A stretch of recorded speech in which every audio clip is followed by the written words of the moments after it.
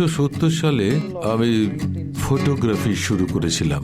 আসলে আমার দাদা প্রফেশনাল ফটোগ্রাফার ছিলেন, আর তিনি বাড়িতে একটা স্টুডিও তৈরি করেছিলেন, আর বাড়িতে একটা ডার্করুমও ছিল যেখানে তিনি ফটো ডেভেলপ করতেন, আর আমি তার সঙ্গে ডার্করুমের ভেতরে যেতাম কিভাবে কাজটা হয় দেখার জন্য।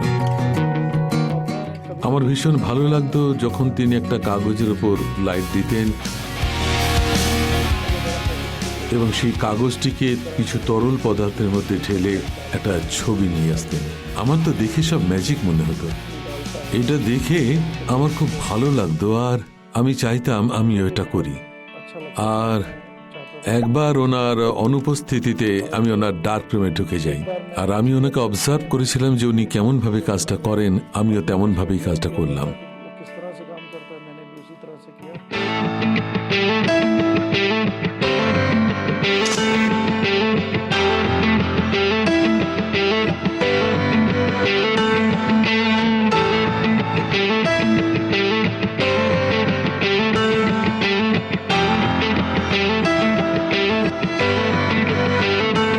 সেই সময় আমি টিভিতে একটা লাইভ প্রোগ্রাম দেখেছিলাম। সেটি একটি অ্যাস্ট্রোনমিক্যাল ইভেন্ট, যেটি সূর্যগ্রহণ ছিল। কিভাবে সূর্যের সামনে চাঁদ চলে এসেছিল আর দিনের বেলায় অন্ধকার হয়ে গিয়ে তারা দেখা যাচ্ছিল। তখন আমার ভীষণ ভালো লেগেছিল। আমি ভেবেছিলাম যে এই সাবজেক্টটা আমাকে জানতে হবে। তখন আমি এতই আগ্রহী হয়ে পড়ি যে আমি একটা অবজারভেটরি বানিয়েছিলাম।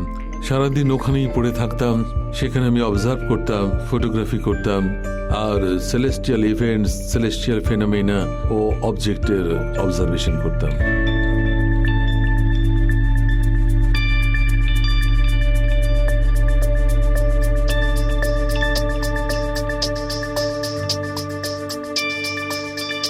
কয়েক বছর আগে আমার বাইবেলের সঙ্গে পরিচয় হয় আমার স্ত্রীর মাধ্যমে।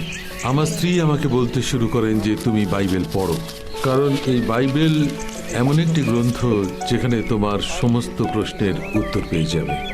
কিন্তু প্রথম চ্যাপ্টারেই আমার কিছু কনফিউশন এসেছিল।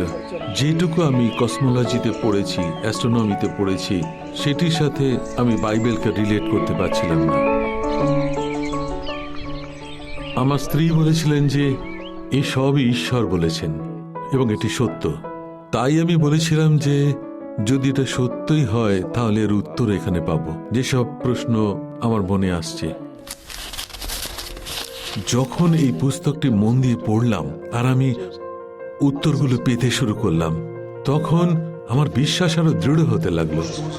যখন আমি ঈশ্বরকে উপলব্ধি করছিলাম, তখন এক রাতে ওনার দর্শন পেলাম। ওই রাতে আমার মন খুব অস্থির ছিল। কিছু সময় পর এমন হলো, আমি এত জোরে ঘুরছিলাম যে আমি ঘাবড়ে গেছিলাম, আর আমার মনের ভয় থেকে আমি বলে উঠলাম যে জেসাস সেভ মি। তখন উনি আমাকে বুকে জড়িয়ে ধরলেন আর আমাকে চুম্বন করলেন। তখন আমি একদম শান্ত আর প্রসন্ন হয়ে গিয়েছিলাম। এটা আমার কাছে একটা অদ্ভুত আর সুন্দর অভিজ্ঞতা।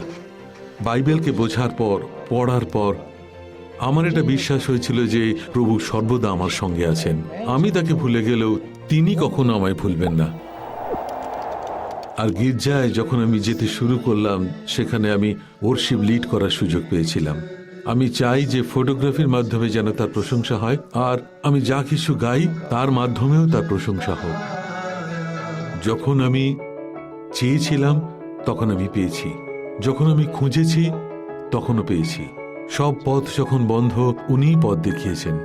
আমি পরমেশ্বরকে ধন্যবাদ দিতে চাই, কারণ তিনি তাঁর এই বাক্য আমার জীবনে পূরণ করেছেন।